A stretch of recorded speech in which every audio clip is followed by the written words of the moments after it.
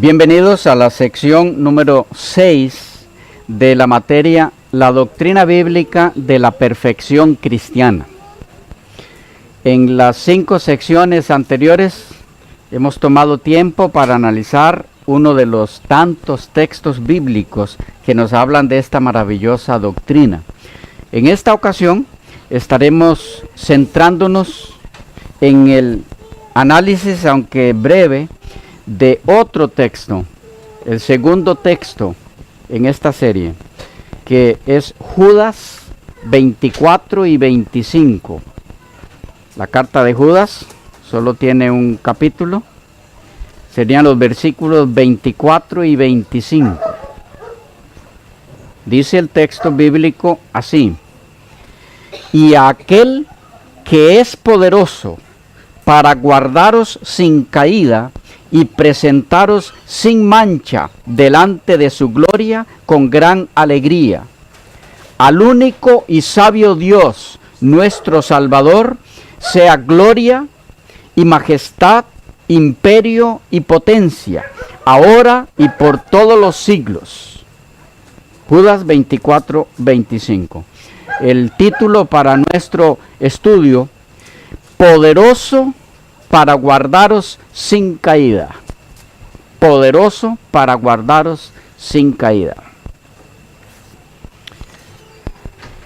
Los versículos 24 y 25 de la epístola de Judas constituyen uno de los más fuertes fundamentos del Nuevo Testamento para la doctrina bíblica de la perfección cristiana. El contenido de estos 2 versículos provee al cristiano uno de los principales motivos para dar gloria, para alabar en todo el sentido de la palabra al único y sabio Dios, nuestro Salvador. ¿Cuál es la razón para la alabanza del cristiano a Dios aquí? Es triple. Número 1, por su poder para guardarlo sin caída. Número 2, porque al guardarlo sin caída puede presentarlo sin mancha luego delante de su gloria. Y número 3, porque esta obra duple del Señor produce en el creyente redimido, según el texto, gran alegría. En esta ocasión analizaremos, aunque brevemente, esta sección de las Escrituras desde esta triple perspectiva. Según Judas, en su carta aquí, Dios hace 2 obras en el cristiano, que al final viene a ser una misma, y las hace con el propósito de producir en sus hijos gran alegría. ¿Cuáles son estas 2 obras? ¿Cómo se relacionan entre sí? ¿Qué papel juegan estas 2 obras de Dios en el plan divino de la salvación? ¿Cómo se relacionan estas 2 obras de Dios con la doctrina bíblica de la perfección cristiana? Veamos esto más de cerca. En primer lugar, intentaremos definir en qué consisten en la vida práctica del creyente en Cristo estas 2 obras divinas. Vayamos al texto. Leemos allí: y aquel que es poderoso para, ¿qué sigue? Guardaros sin caída y presentaros sin mancha delante de su gloria. Vayamos al primer punto. Él es poderoso, dice, para guardaros sin caída. ¿Qué significa esta frase, hermanos queridos? De alguna ayuda será si primero intentamos captar el significado de la primera palabra de la frase. Me refiero al término guardaros. Guardaros. Viene de guardar, del griego fulazo. Fulazo es el término griego 5442 de los números Strong. El concepto detrás de este vocablo es el de aislar, vigilar, estar de guardia, preservar, custodiar. Algunos ejemplos. Juan 17:12b. Juan 17:12b. Y a los que me diste, yo los guardé. Ahí está el término. Segunda Tesalonicenses 3:3. Pero fiel es el Señor, que os afirmará y guardará del mal. Ahí está el término otra vez. Lucas 11:28. Y él dijo: antes, bienaventurados los que oyen la palabra de Dios y la guardan. Ahí está el término de nuevo. Otro ejemplo, Lucas 11:21. Cuando el hombre fuerte armado guarda su palacio, en paz está lo que posee. Bien, hay más ejemplos de estos, pero estos son suficientes para captar que el sentido detrás de este vocablo griego es proteger de, conservar libre de, proteger como a un tesoro, proteger algo por su gran valor. Todos esos son significados del término. ¿Y cómo se relaciona todo esto con nuestro texto en estudio? Judas 24. Bueno, si guardar aquí significa todo eso, entonces, guardaros sin caída, ¿qué significaría? Proteger de caer. ¿Ok? Guardados para que no caigan. Protegidos como un tesoro por el poder de Dios, es lo que dice el texto. Guardados por fuertes armas, etc. Es decir, el ser guardado sin caída no es otra cosa que ser protegidos por un poder que impide la caída de los que son guardados. Comunico el punto.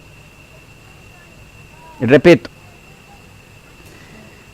guardados sin caída no es otra cosa que ser protegidos por un poder que impide la caída de los que son guardados. Ese es el concepto detrás de esa frase. Ese es el poder de Dios, como lo señala el texto al inicio y al final.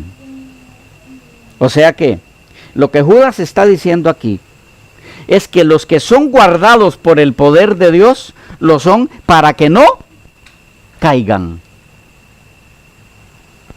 El texto dice sin caída, del griego aptaistos. Aptaistos es el término 679.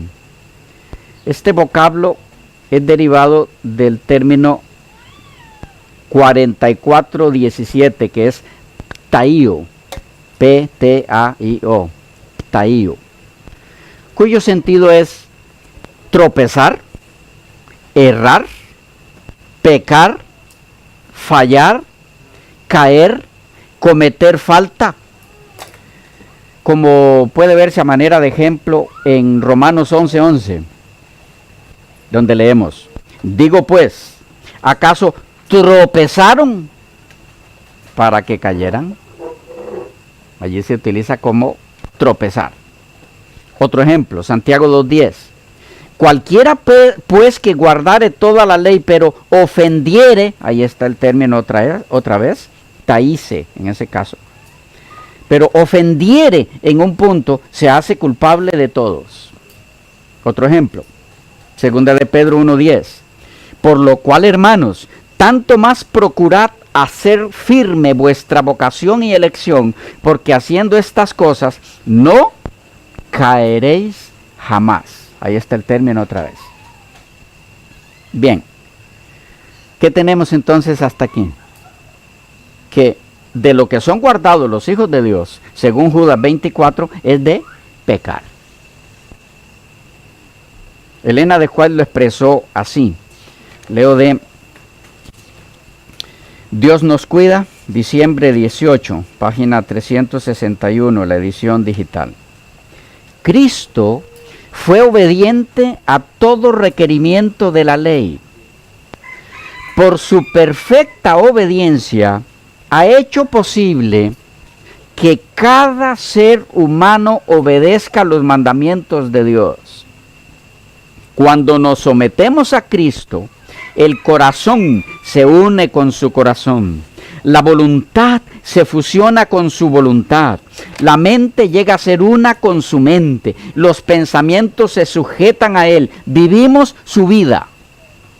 Esto es lo que significa estar vestidos con el manto de su justicia. Entonces, cuando el Señor nos contempla, Él ve no el vestido de hojas de higuera, no la desnudez y la deformidad del pecado, sino su propio manto de justicia, que es la perfecta obediencia a la ley de Jehová. Mediante el plan de redención, Dios ha provisto medios para vencer cada rasgo pecaminoso y resistir cada tentación, no importa cuán poderosa sea. Creo que deberíamos repetir esa frase por su importancia. Dice, mediante el plan de redención, Dios ha provisto medios para vencer cada rasgo pecaminoso y resistir cada tentación, no importa cuán poderosa sea. Entonces se puede no caer. Sigue diciendo ella, la tentación más poderosa no puede excusar el pecado. Por intensa que sea la presión ejercida sobre el alma, la transgresión es un acto nuestro. Ni la tierra ni el infierno tienen poder para obligar a nadie a pecar. Tremendo esto. Repito, ni la tierra ni el infierno tienen poder para obligar a nadie a pecar. Debe haber consentimiento de la voluntad. ¿Recuerdan lo que hemos visto de esto en la doctrina del santuario? Repito, ni la tierra ni el infierno tienen poder para obligar a nadie a pecar. Debe haber consentimiento de la voluntad, sometimiento del corazón, pues de otro modo la pasión no puede vencer a la razón, ni la iniquidad triunfar sobre la justicia. Y termina diciendo, si permanecéis bajo el estandarte ensangrentado del príncipe Emanuel, haciendo fielmente su servicio, nunca tendréis que ceder a la tentación. ¿Cuándo? ¿O hasta cuándo? Nunca tendréis que ceder a la tentación, dice, pues estará a vuestro lado aquel que es poderoso para guardaros sin caída. ¿Ven cómo explica ella el texto? Ahora bien, es muy importante captar aquí que el ser guardado por el poder de Dios para no caer va ligado con el mantenerse en guardia por parte del que es guardado por Dios. Una cosa no funciona sin la otra. ¿Comuniqué bien esa parte? Voy a repetir. El ser guardado por el poder de Dios para no caer va ligado, está íntimamente unido con el hecho de mantenerse en guardia por parte del que es guardado por Dios. Una cosa no funciona sin la otra. No es guardado el que no vela, pues. Dicho de otra forma, el ser guardado por Dios para no caer está condicionado o sujeto a que el receptor de ese poder divino se mantenga en guardia. Así lo entendió Elena de White, quien lo expresó así. Leo ahora de la Review and Herald del 8 de mayo de 1888. Citada en A fin de conocerle, el 5 de septiembre, edición digital. Dice: debemos estar constantemente en guardia y velar y orar para no caer en tentación. La complacencia del orgullo espiritual, de los deseos profanos, de los pensamientos concupiscentes, de cualquier cosa que nos aleje de una asociación íntima y santa con Jesús, pone en peligro nuestra alma. Si la idea de la apostasía os resulta penosa, creed en el que es poderoso para guardaros sin caída. Otra vez, está explicando el mismo texto de Judas 24 desde otro ángulo, diciendo: es guardado para no caer el que se mantiene en guardia. Así que hay una condición. No es automático ese ser guardado. La pregunta aquí: ¿por qué para ser guardado por el poder de Dios para no caer requiere el mantenerse en guardia? La razón es muy simple y muy fácil de entender. Resulta que el que se ha autoencargado de inducir a los hijos de Dios a pecar, noten que dije inducir, porque no los puede obligar.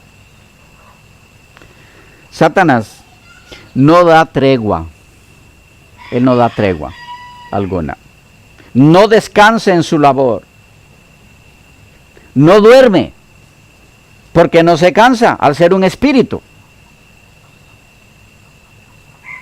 Y por esa razón realiza su función permanentemente, sin receso alguno. En términos bíblicos, como león rugiente. Con la diferencia de que en la metáfora el león realmente sí duerme. Pero el representado por el león aquí, no. Y la otra razón es porque la carne pecaminosa, la tendencia al mal, nuestros malos hábitos heredados o adquiridos están allí constantemente, mientras no sean extirpados, solicitando que se les satisfaga. Nuestro Señor explicó esto así. Mateo 26, 41. Velad y orad, para que no entréis en tentación. El espíritu a la verdad está dispuesto, pero la carne es débil. Ese velar, unido al hecho de ser guardados, es lo que hace posible que la caída no se dé. ¿Claros hasta aquí? En palabras de Pablo, 1 Corintios 15, 34. Velad debidamente y no pequéis. El texto que veremos luego en esta serie, como texto en sí. Velad debidamente y no pequéis. ¿Ven qué es lo que lleva a no pecar? No es solo el ser guardados, va unido a velar, lo que nos corresponde a nosotros. Nosotros no podemos protegernos del mal. Hay quien nos protege del mal para evitarnos la caída. Pero hay algo que sí podemos y debemos, y Dios espera que hagamos, que es velar, para entonces Él nos pueda proteger.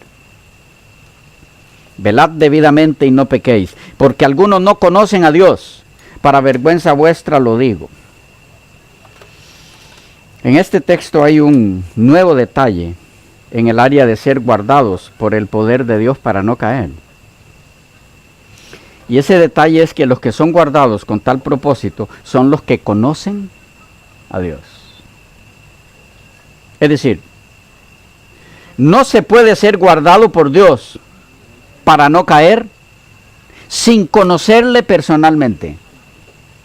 ¿Vamos captando?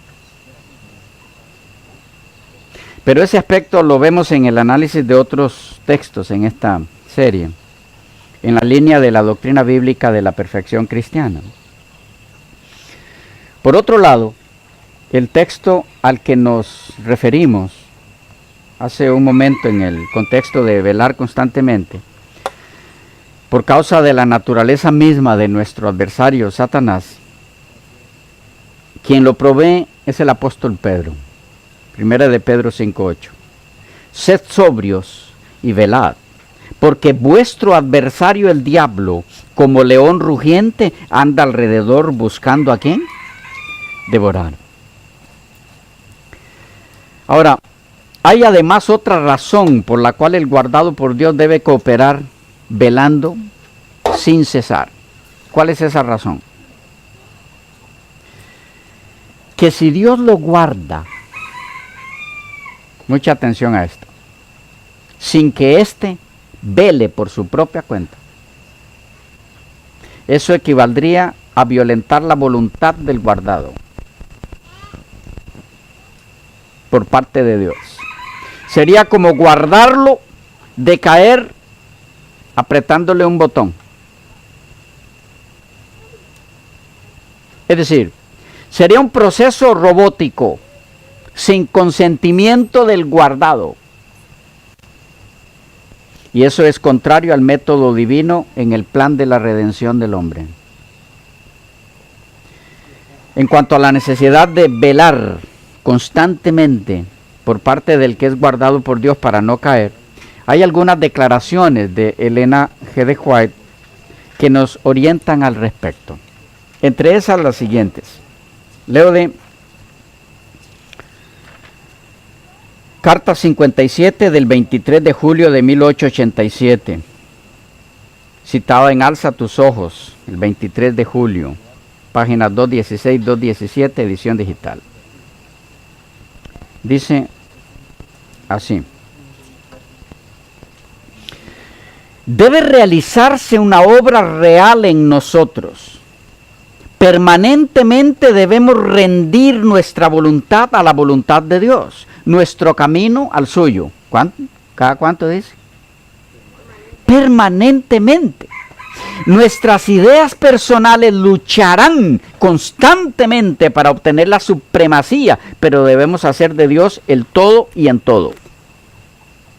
No estamos libres de las flaquezas de la humanidad, pero debemos esmerarnos continuamente por liberarnos de ellas, no para ser perfectos según nuestra propia manera de ver, sino perfectos en toda buena obra. No debemos morar en el lado oscuro.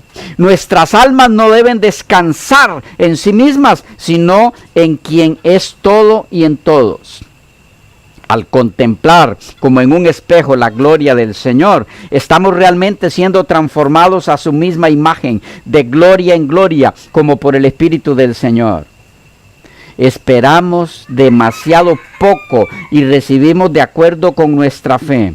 No debemos aferrarnos a nuestros propios caminos, nuestros propios planes, nuestras propias ideas. Hemos de ser reformados por la renovación de nuestras mentes para que podamos demostrar cuál es la voluntad de Dios, agradable y perfecta. Debemos vencer los pecados que nos acosan y derrotar los hábitos perversos. Las disposiciones y sentimientos inclinados al mal han de ser extirpados. ¿Habían leído esa? Las disposiciones y sentimientos inclinados al mal han de ser extirpados para dar paso a caracteres y emociones santas engendrados en nosotros por el Espíritu del Señor. Esto lo enseña específicamente la palabra de Dios, dice ella, pero el Señor no puede obrar en nosotros el querer y el hacer su buena voluntad, a menos que a cada paso crucifiquemos el yo con sus afectos y concupiscencias. Si tratamos de actuar a nuestro modo, fracasaremos penosamente. Tenemos una gran tarea que realizar y si somos colaboradores de Dios, los ángeles ministradores cooperarán con nosotros en la obra. Ya vamos viendo cómo es que somos guardados. ¿Cuál es el sistema? Son los ángeles. Dice, por lo tanto, aferrémonos a este maravilloso poder por medio de una fe viva, orando y creyendo, confiando y trabajando. Entonces Dios hará lo que solo Él puede hacer. ¿Notan? Guardados, pero no incondicionalmente. Hay una condición para ser guardados. Sigue diciendo ella, el yo es más difícil de todo lo que tenemos que dirigir. Al abandonar las cargas, no olvidemos de poner el yo a los pies de Cristo. Entreguémonos a Jesús para ser moldeados y formados por Él, de modo que podamos ser hechos vasijas de gloria. Las tentaciones, las ideas, los sentimientos, todo debe rendirse a los pies de Cristo. Entonces, estos entonces son muy importantes. ¿Qué tipo de términos son? Condicionales. Entonces, el alma está preparada para escuchar las palabras divinas de instrucción. Jesús les dará a beber del agua que fluye del río de Dios. Bajo la apacible y suavizante influencia de su espíritu, su frialdad e indiferencia desaparecerán. Cristo será en ustedes un manantial de agua que manará para vida eterna. Que el poder santificador de la verdad se exprese en sus vidas y revele en sus caracteres. Que Cristo los moldee como se moldea la arcilla en las manos del alfarero. Así lo explica ella. Nótese cómo en estas declaraciones se insiste en a menos que, entonces, en varias ocasiones, enfatizando que el ser guardados por el poder de Dios para no caer está inseparablemente ligado al hecho de velar y de entregar total y constantemente por parte del guardado su vida en ese poder que le guarda, en el poder de Dios. Una cosa no se dará sin la otra, una lleva a la otra.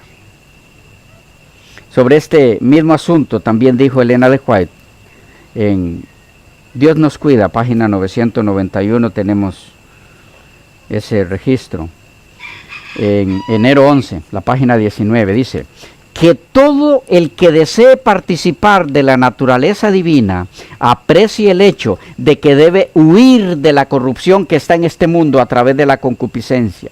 Debe haber una lucha del alma constante y ferviente contra los malos pensamientos. Debe haber una resistencia decidida. ¿Notan con cuántas diferentes formas insiste en lo mismo? Lucha del alma, resistencia decidida contra la tentación a pecar en pensamiento o acto.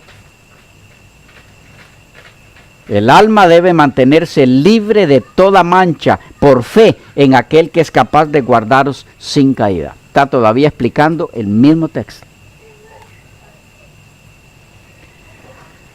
Hay otra en Dios nos cuida, diciembre 18, página 361. Dice, no tenemos motivo para conservar nuestras tendencias pecaminosas.